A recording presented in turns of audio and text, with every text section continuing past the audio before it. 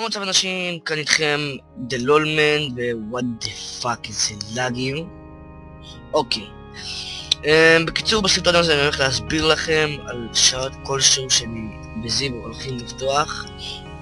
זיו אתם בטח מכירים אותו, מיסטר וונדר, היוטיובר מספר 1. כן, אז אני לא בטוח אם שומעים אותי חזק מדי או חלש מדי, כי כאילו יש לי מיקרופון כזה שאני לא יודע איפה לשים אותו וזה וזה וזה, כדי שלא ישמעו אותי חזק או חלש מדי.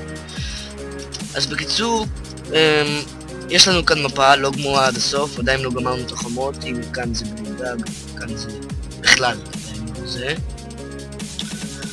אוקיי, אני קודם עשיתי סרטון, אבל אני ממש כאילו שמעו אותי כזה חזק מאוד, אז אני מחקתי אותו, אני מצטער על זה. לא רציתי למחוק או משהו, אנשים שאלו אותי למה מחקתי וזה וזה וזה. אוקיי, אז אני אסביר לכם על השרת, לא על הכל, אבל אני אסביר לכם על חלק.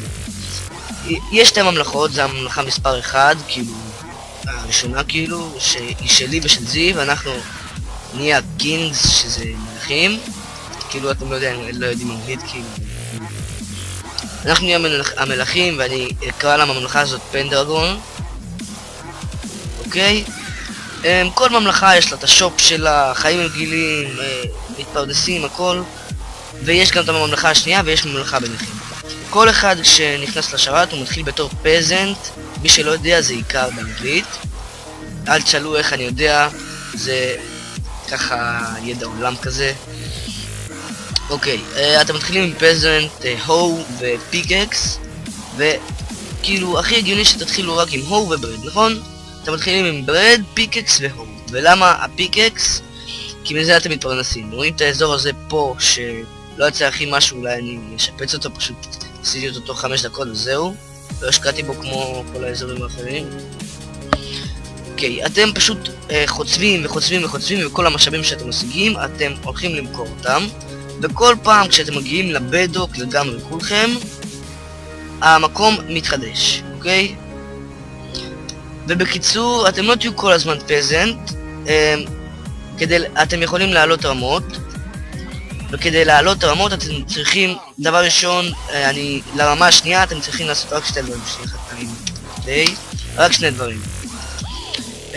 להרוג כמה אנשים מהממלכה השנייה, אנחנו עדיין לא החלטנו, ולהרוס כמה בלוקים, זהו, ואז אתם תעלו דרגה, כאילו כל פעם אולי לדרגה יהיה משהו, נגיד להרוג את המלך, מלך אחד, 2 מלכים, כאילו כל מיני דברים לעשות כדי לעלות רמות.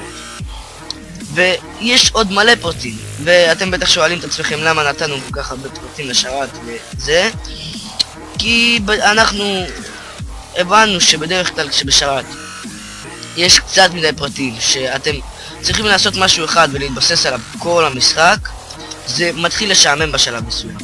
וכאן יש כל כך הרבה פרטים, אבל כאילו קל מאוד להבין אותם אחרי שנעשה סרטון ממש הסבר, זה סתם סרטון שמסביר קצת ומראה קצת. אז כולכם תוכלו כאילו להיכנס לממלכות, אבל זה בוחר לכם אוטומטית, אתם לא יכולים לבחור איזה ממלכה נבנית.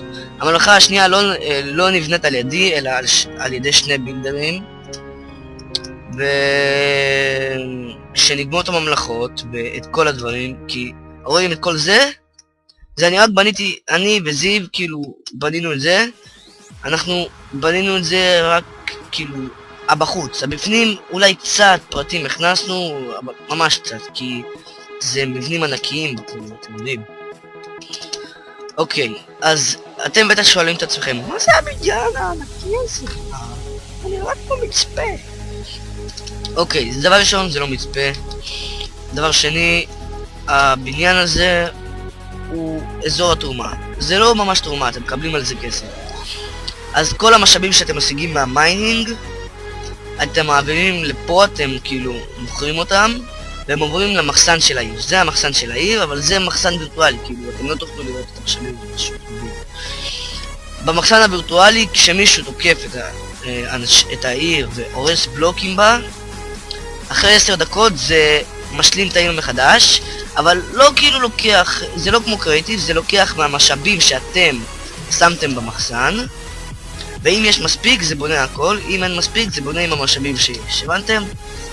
אז אם אין נגיד מספיק משאבים והרסו לנו מגדל שלם, אז אתם תראו כאילו חצי מגדל כזה, אוקיי?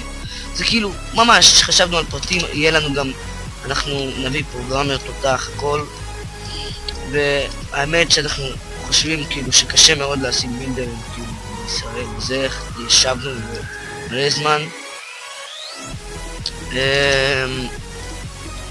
כן, ואגב, אם חלק מכם, אני מכיר מלא אנשים שיגידו שלא בניתי את המפה הזאת, אני וזיו לא בנינו וזה וזה וזה, אז אם אתם תרצו, אז אתם יכולים לכתוב לי בתגובות ואני אוכל לעשות let's build. אני לא הולך כאילו ללמד אתכם לבנות את הדברים שיש פה, אולי כאילו חלק, אני פשוט לא רוצה לגלות את כל הדברים, אני לא רוצה שאנשים פתאום יתחילו בשרתים להעתיק את מה שבנינו פה. אז אני אלמד אתכם מבנים אחרים, אבל הם באותה רמה, אותו סוג, הכל, פשוט לא זה, אוקיי?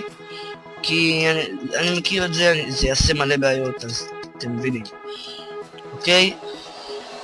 אז עד כאן להיום, הייתי דלולמן, אני אשאיר אתכם עם כפתור סובסקרייב, אל תשכחו.